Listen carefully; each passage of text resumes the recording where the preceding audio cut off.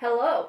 Okay, she's still drinking her water. Hello, my name is Asma, of course. My name is Asma, and my hair. It's okay, Aspa. No one's here. Okay, my hair length is like medium sized, and my hair texture is like kind of curly and wavy and straight, and cause And now for me. No, Speak start more again! smoothly. Stop! Okay, let's try that again. Hi, my name is Asma. My hair is medium sized and it is curly, wavy, and sometimes weirdly straight. I don't know how that works, but that's it. Alright. My name is Aisha, and I actually have relatively short hair. It's very curly, and it can be very frizzy, but I've been working really hard on removing that aspect of it. And you are listening to Car Chit Chats, a podcast where we discuss different media we have come across and our thoughts on them. And just to let you know, these will have spoilers, so this is a warning in advance. Yeah. In this episode, we are discussing a song called Call It What You Want by Taylor Swift. But before that, Asma, is there anything you'd like to share from your week?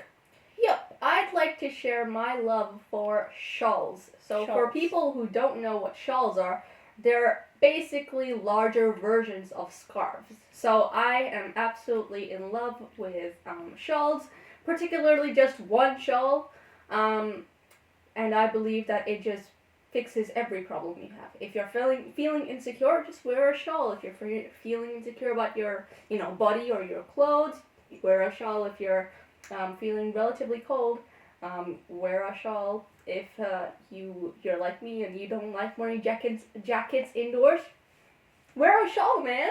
It just fixes every single problem. Like, it can end world issues. World coldness. Thank you. Do you think old Pakistani men wear shawls because they're insecure about their bodies? Yes. You heard it first here, folks. All right, thank you, Asma, for that. For sharing with us that. I actually personally have very limited amount of experience with shawls, but there was this one shawl that I wore back in Pakistan. I was wearing a blue kameez shalwar. It's really, really pretty color, and I wore an orange shawl with it, and it looked really nice. But that's the only experience I've had, I would say. Only memorable experience. Yeah, I should try it more. Because it's, obviously I see Asma wearing them all the time, and she seems to be content with her life. Super happy, unbelievably happy, over the moon whenever I'm wearing my shawl. Yep, her cheeks are red. Yep, cheeks are red, blushing all the time. Yes, so yeah, I should try that out as well. Something that I actually would like to share from the week is something that I realized about washing my hair, which ties really nicely with the thing I said previously about my hair. So I discovered that if you wash your hair separately in the bathtub rather than washing it in the shower alongside, washing your body and stuff like that, the hair comes out softer. Yep. And it's less brittle. And I didn't actually realize this until I got really tired of washing my hair in the bathtub, because it's relatively annoying. Like, my back starts hurting after I do that, because like I'm bending over and I'm shoving my head under the tap. It's not favorable.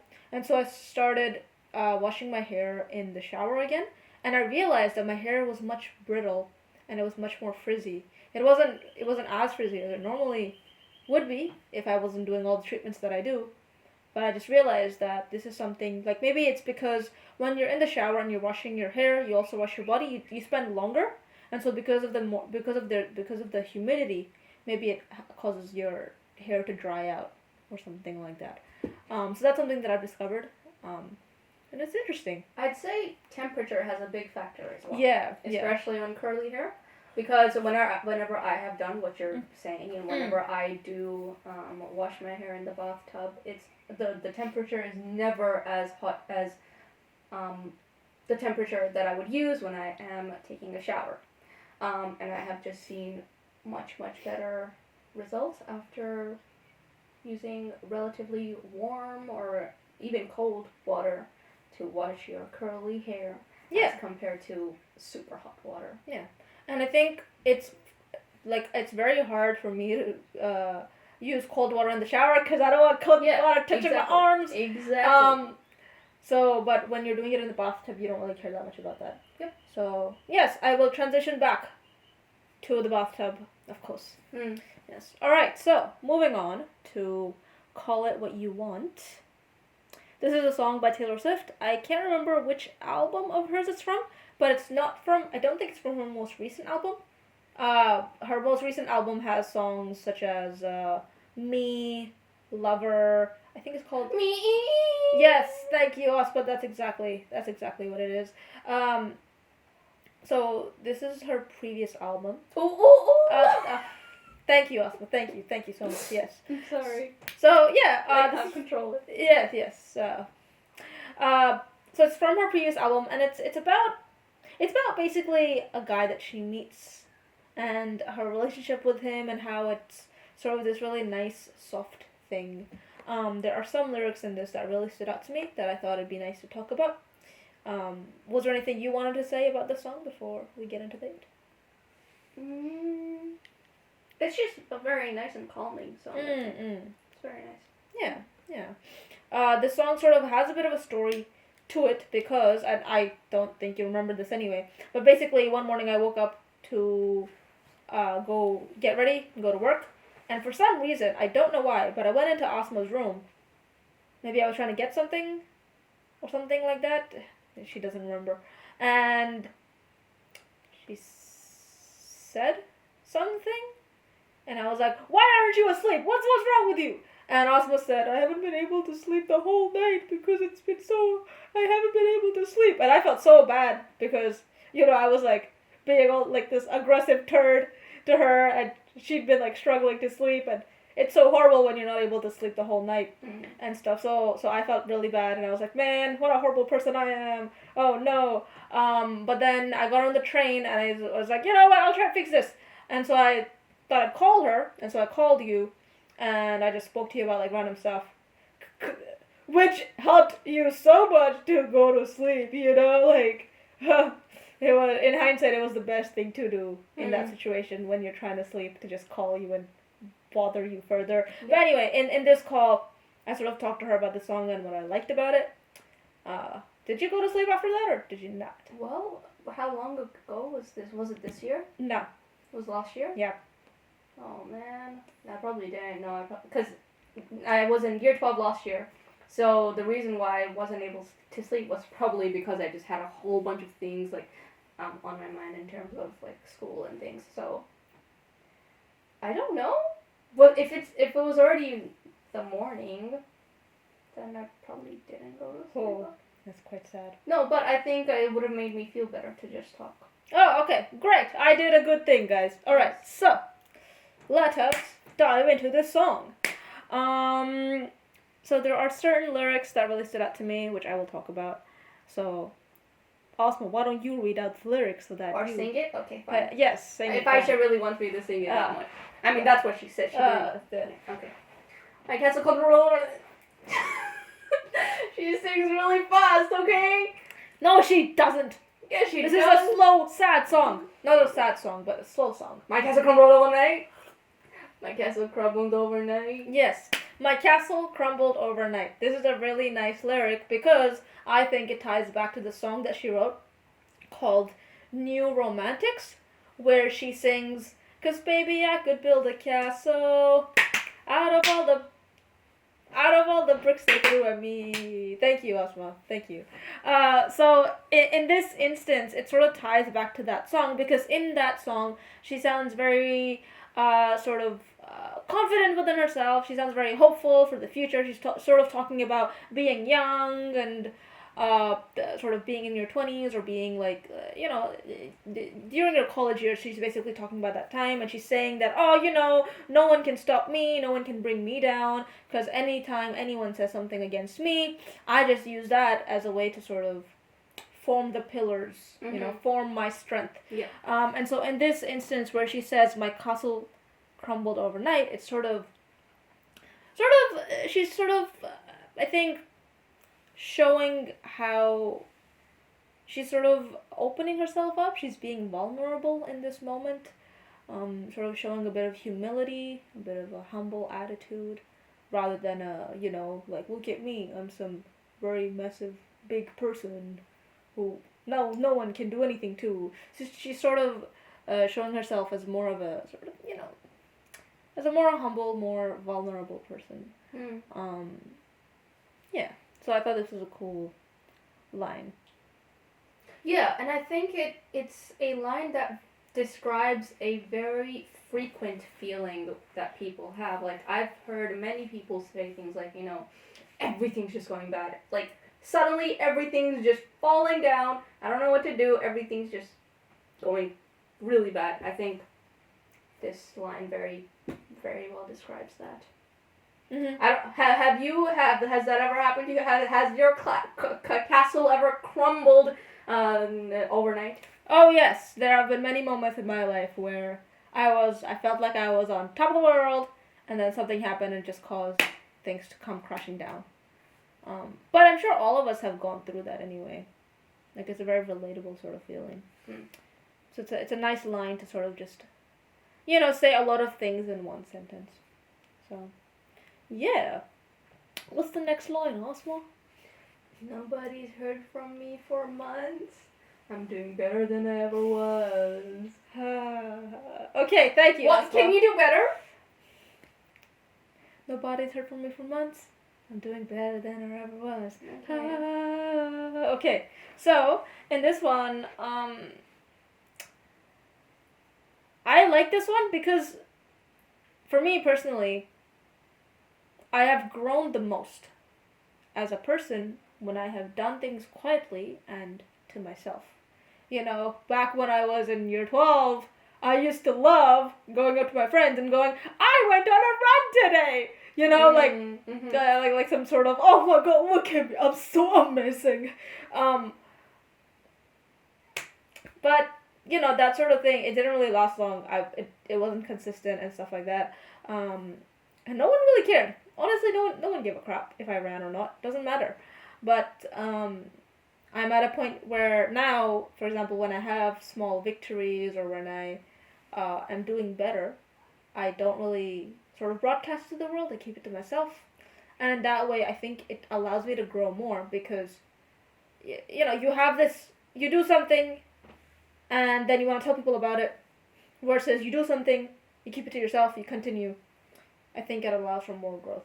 So this sort of sentence, these two sentences, they sort of, I think, to me, accentuate how if you keep to yourself and try to grow rather than sort of broadcasting to the world like, oh, these are my problems, this is what I'm going through. I mean, and I'm not saying that it's wrong to obviously ask for help, but if you're just talking about yourself just to sort of,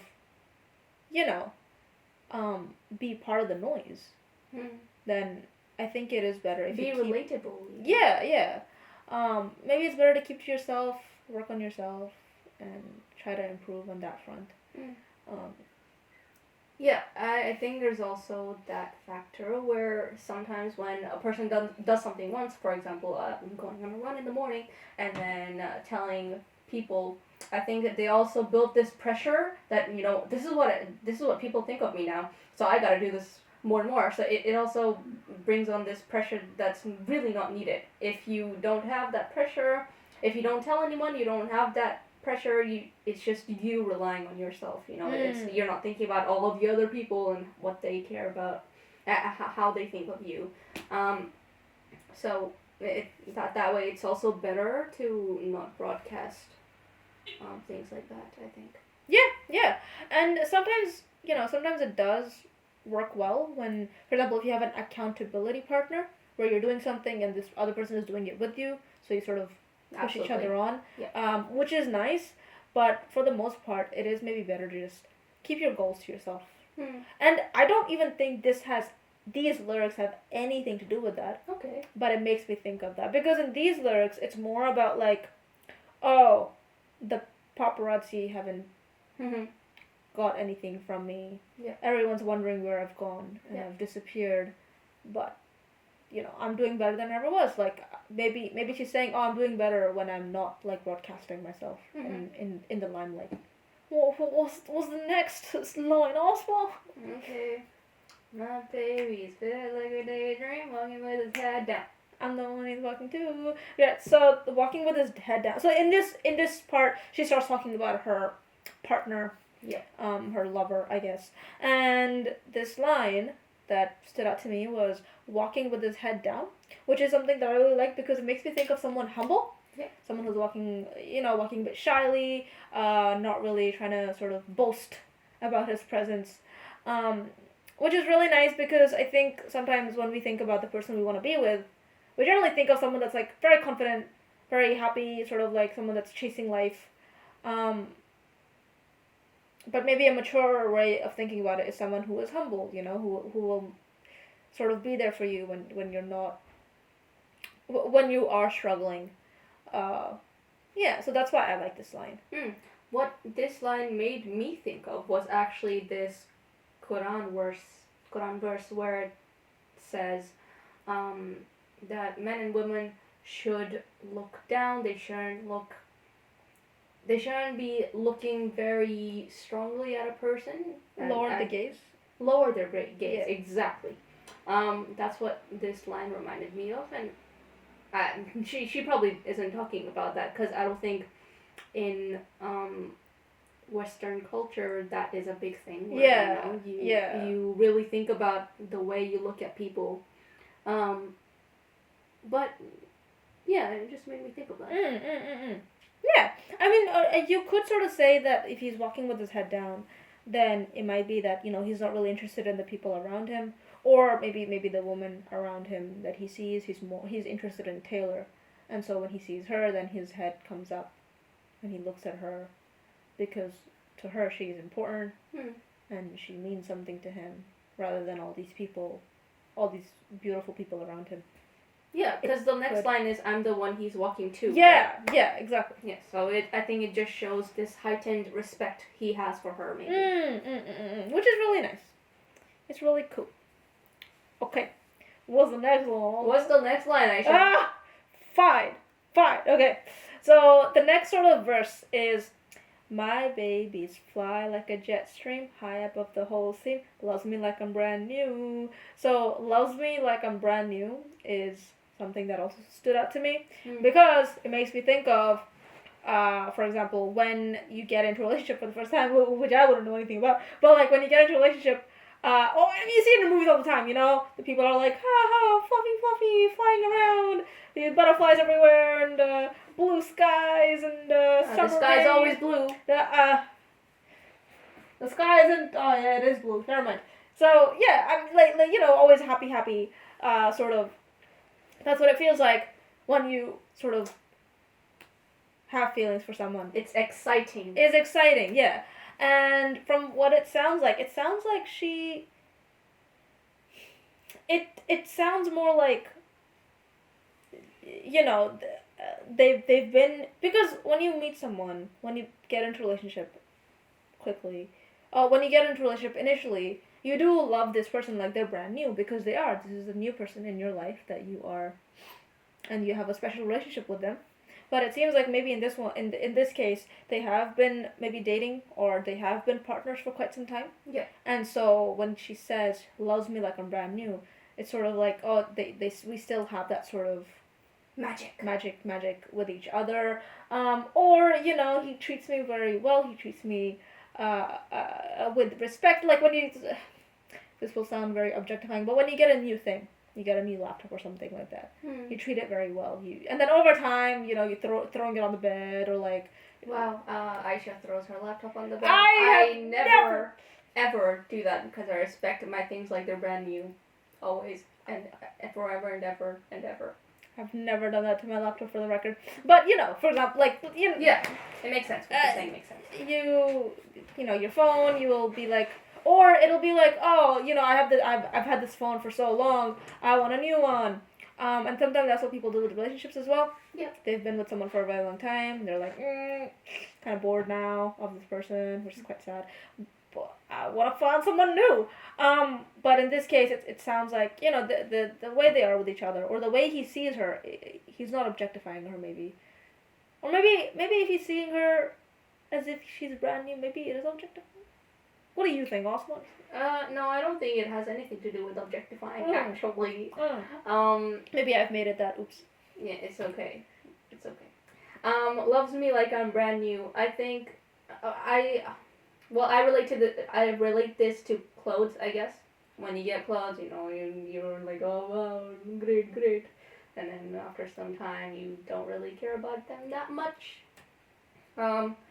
I think this line just means they're in a very good place, and they have been for quite some time now, which is nice. Because I think, in general,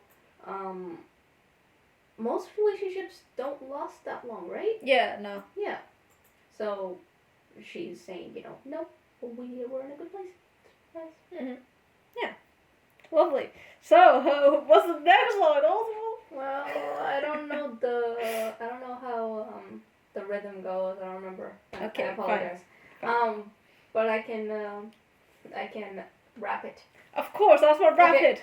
All my flowers grew back as that's okay. All my flowers grew back as thorns. Do you want me to? Okay. I thought you were gonna do the highlighted part. Oh, okay. I'm just gonna read the highlighted. Okay. All the drama queens taking swings.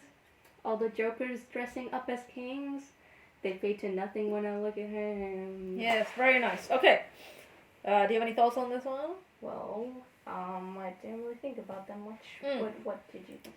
Yeah, so this one as well, I don't really remember why I highlighted it, but I think this was a time where... well, I think I would like to say something about it. So, I don't understand the first lyric very much, but the second two. So all the jokers dressing up as kings, they fade to nothing when I look at him. So, I think, she's just saying, all the people who are maybe her haters or mean to her, they think of themselves as this really great person, but she doesn't think about them at all when she looks at him, because when she looks at him, everything else, it kind of just goes away. She becomes happy. What do you think? Yeah, that makes sense. So, obviously, I think as you become famous, you get haters, and people start making up a lot of things about you, and, it's probably very hard to not get affected by it. And so it's nice where she's saying that, yes, there are all these people that, like making fun of me, say bad things about me, but it doesn't matter when I look at him. When I'm with him. Or in general, sort of, a lot of... I think you get a lot of strength from not caring about this sort of stuff. Because it's probably hard to just let it go. But in this case, if you can, then that shows a very strong person, I think. So no, but do you think, because she's saying this everything becomes okay when she's with him? Do you think it should be like that a person should be dependent on a person that way? No, right? I don't know if I come. It's nice. She's just saying what she feels. But I think the best thing would be for everything to be okay with you being by yourself as well. Yeah. That it shouldn't... It also sort of makes me think of, for example, so sometimes when I am not having the best day at work, or I maybe upset a customer or something like that, and obviously I know that the day is going bad because of me or whatever, I sort of tell myself, listen, not everyone has to like you, okay? You have a family that loves you, and that's all that really matters. You have these people with you, and that's really, honestly, that's all that, everyone could hate you, but you know that these people like you, and you know they're good people, so you're not a bad person. Okay. And so it sort of helps me think of that as well, of this, because it's, for me, if I think about the fact that, you know what, my family loves me, it's fine. It's easier for me to get over this person that I don't know at all, not liking me. So in that way, that's sort of when she looks at him, that's sort of me looking at my family. And again, yes, it's not right to sort of be dependent on that sort of thing. But I was reading this quote that was like, how am I supposed to love myself when no one loves me? Like, I think basically the person was trying to make this argument that if you have never in your life been loved, and if you don't know what it's like to feel loved by someone, then how can you possibly give that to yourself when you don't even know what it's like? A bit, because obviously I don't know what that's like. Yeah. Obviously, I didn't love myself in the past. Yeah. But I do love myself now. Yeah. And was it easier because I had people that did like me? Could be. I don't know. So it's a bit of a thing to think about. But then, the opposite, and I think this is more popular, where people say, how do you expect people to love you when you don't love yourself? Yeah, There's that as well. And I think I've heard this more often than I've heard what you have said. We don't know which one is correct. Yeah. Maybe it just depends on the person. Yeah. Because a mother may not love herself, but her kids love her. Her husband may love her. Or her wife, obviously. Yeah. So, from that perspective, she may not love herself, but she's giving love to all these people around her, and they're giving her love. I don't know how this relates to the lyric, but, just as a general discussion, the whole, you can't love people unless you love yourself. No. I think... No. Wait, where did that come from? How can you love other people? No, it's how can you expect people to love you when you don't love yourself? Okay. So from that perspective, even if people love the mother, she may be like, whatever, you don't mean that. You don't mean what you're saying, right? Because she doesn't think she can be loved because she doesn't love herself. I don't think that's what it's referring to. I think it's referring to when a person says, no one loves me, and, I'm so crappy, and no one loves me. Well, how do you expect people to love you if you say all these horrible things about yourself as well? Yeah, of course. From that perspective, yes. But, yeah. I don't know, it's a bit complicated. Yeah. I think we've jumbled up a whole bunch of things. Yes. Let's start from the beginning. So, if you love yourself...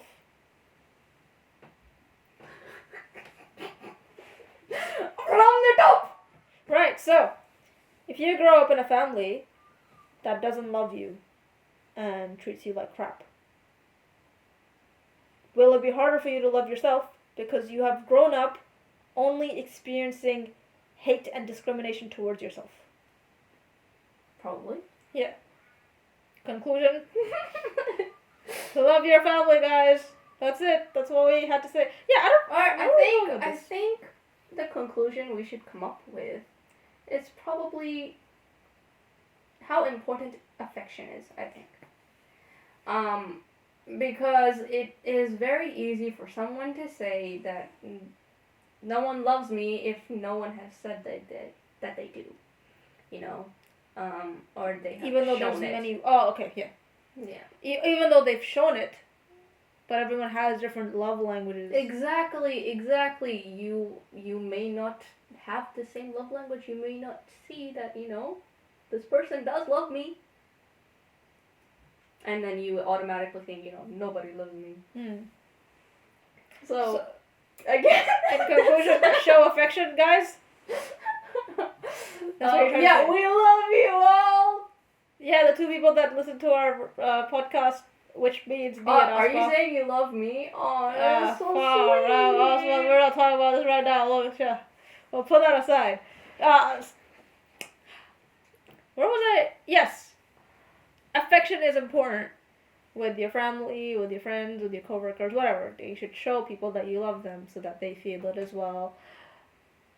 I think what we were trying to figure out was, if you're on the journey to love yourself, this is what we were thinking, right? So, do you need external validation in order to love yourself? Can you reach that without any external validation? Can I be truly happy For example, if I had no one in my life, right? I live by myself. I love myself, fine, but I live by myself. I've been myself my whole life. I go to work. Someone feels bad because of me. How do I tell myself to feel better? Because I tell myself, yo, my parents like me. Okay, my siblings like me.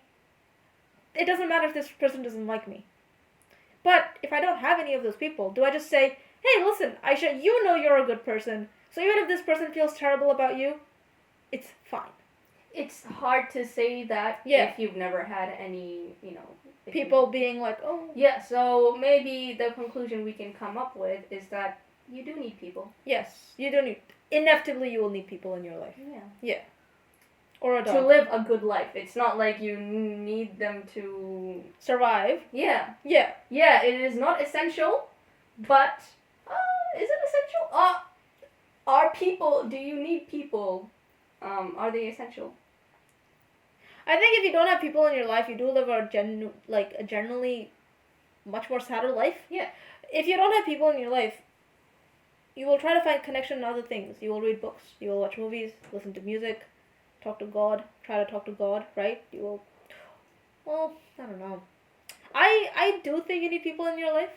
There are apparently, some people that, don't have a social life. They prefer, but then even people I think that don't have a social life, that don't really go out that much, they have internet friends.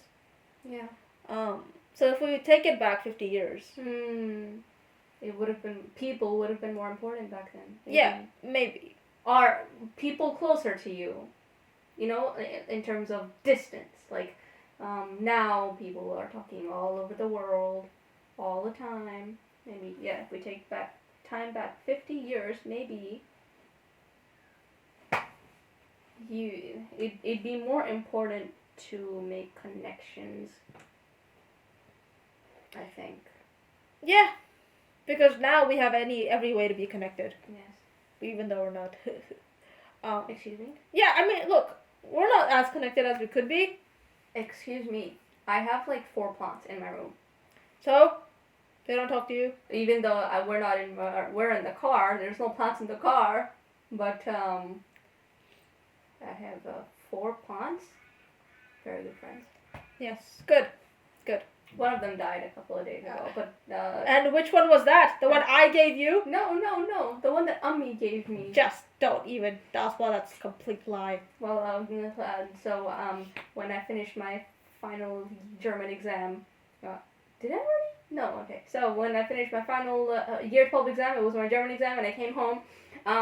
Aisha and Ummi said that they were gonna pick me up from school, and when I finished my exam, Ummi called me up and she's like, actually, we're not doing that because Aisha is a sleepy. What and I was like, you know what? Okay, I'll just come home through the bus, through the train, through walking like I always did every single day, and I thought it would be a special day. But no! Anyway, I got home and then Ummi and Aisha bring me this little beautiful little plant. It was a red-leafed plant and it was gorgeous and it made me very happy. I started crying because you guys didn't pick me up. No, I'm kidding. I started crying because it was just a whole bunch of release of emotion. Yes. Now, you need to tell me, how does this relate to Taylor Swift? No, explain it to me right now. Look, I needed someone to pick me up, okay? If I didn't have anyone, I wouldn't have had the expectation that someone was going to pick me up, and so I would have been happier. So what I'm saying is you don't need people! Yes! You should have people or you have bad expectations. Okay, we will talk about this deeply in another podcast. Why do we always do that? Because Abu says we shouldn't ramble too much. Okay. So, Abu is our dad. So, basically what that means is we will talk deeply about whether we need people or not in another episode. I was kidding, by the way, guys. It was a joke. I said, you get jokes? I do not choke ever. Okay. Next lyric. Yes. Go on, Osmo. Trust him like a brother. Okay. I really like this lyric when she says that she trusts her lover, her partner, like a brother, because obviously I have brothers and I know what it's like to sort of. Oh, I have brothers too. Oh, yeah, we both have brothers, different ones. Okay, fine, we have the same brothers. So you know what it's like to trust your brother, to sort of have that sort of blind faith in them. You know they love you. You know they'll always be there for you. They will, tuck you under their arm if you're crying, even though my brothers can't do that because I'm taller than both of them. Yeah. So, yeah, it's just a really nice line because I don't think it's conventional to sort of compare your partner to a brother. Mm-hmm. So it's really nice in that way where if your partner, if you had the same sense of security and comfort with your partner as you did with your brother, I think so many more of us would be happy in our relationships. Yeah. So that's really nice. I think if you get into a relationship, maybe think about how you can make your relationship with each other more family-like. More family-like, yeah. It would. I think you'd get a lot of value from that. Yeah, it's a very wholesome line, I think. Yes. Yeah. So do you want to sing the next lyric because that one's really nice? Okay. I want to wear his initial on a chain around my neck, not because he owns me, because he really knows me, which is more than they can say. Okay, so in this one, not because he owns me, but because he really knows me is a line that really stood out to me because it's really cool how mostly when you listen to love songs, there's a major narrative of you belong with me. There's a lot someone of wrote that song. Yeah. Who I don't know who it was, but anyway. So, and this is it's been prevalent in a lot of sort of songs, relationships where you both belong to each other, and I'm yours, you're mine. I'm yours, you're mine. There's no sort of sense of we are not two holes that connect. Yeah, we're our own people. We're our own people that complement each other. Complement. Yeah, exactly. So that's sort of what this sort of line sort of says.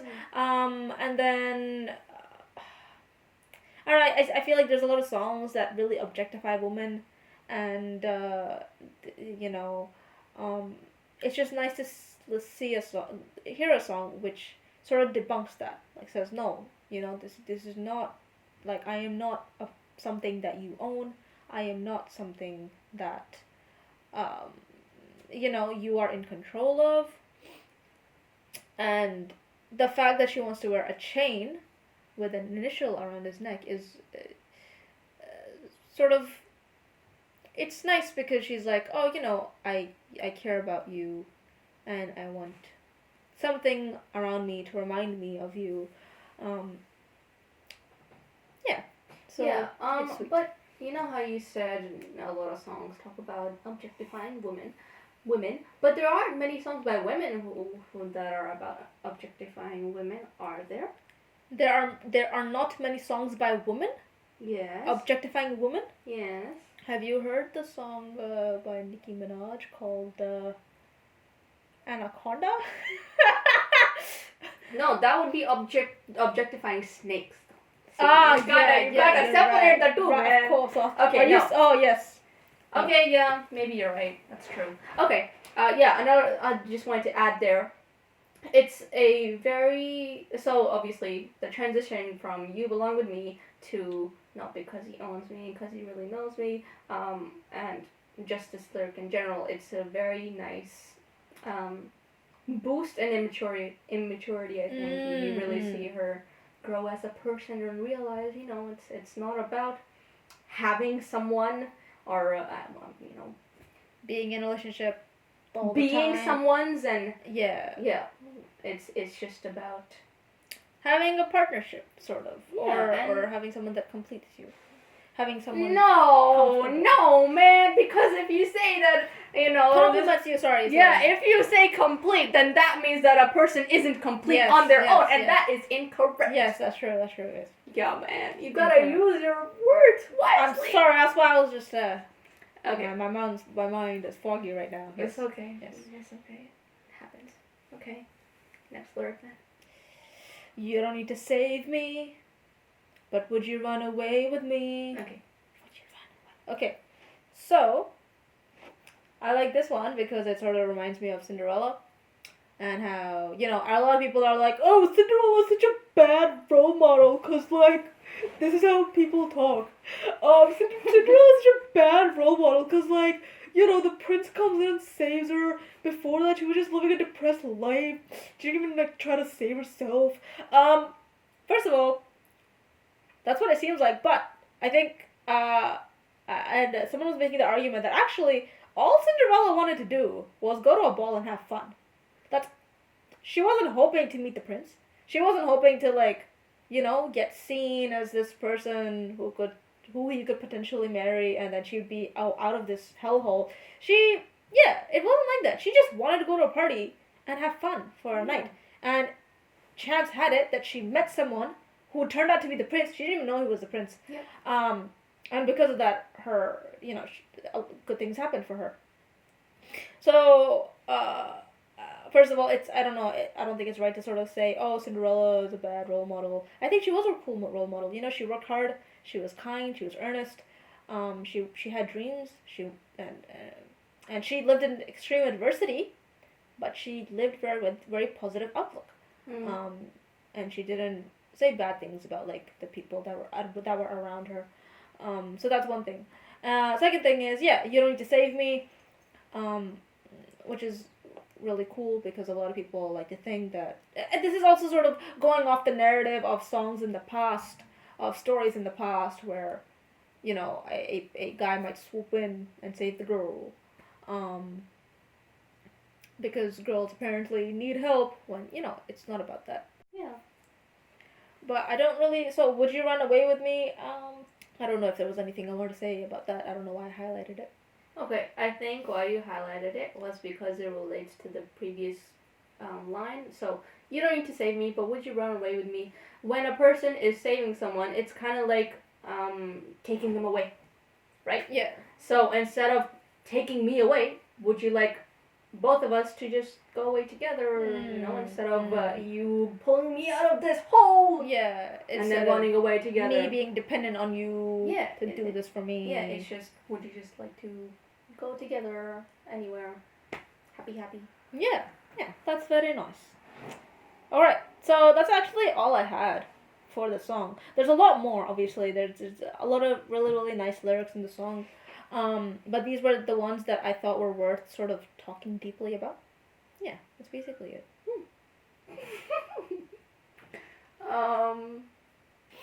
Yeah, so that's all we have for this episode, and we hope you enjoyed it.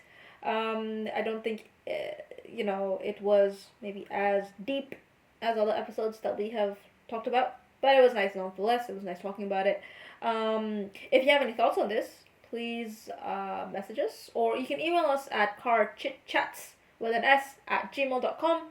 Otherwise, you can DM us, direct message us on Instagram, and our Instagram name is also carchitchats. You can also follow us if you'd like to. But yeah, also, if there are any songs, movies, books that you think we might be interested in to, think about deeply, please let us know about that as well. Yeah, that'll be great. Well, sayonara, amigos. Yes, goodbye.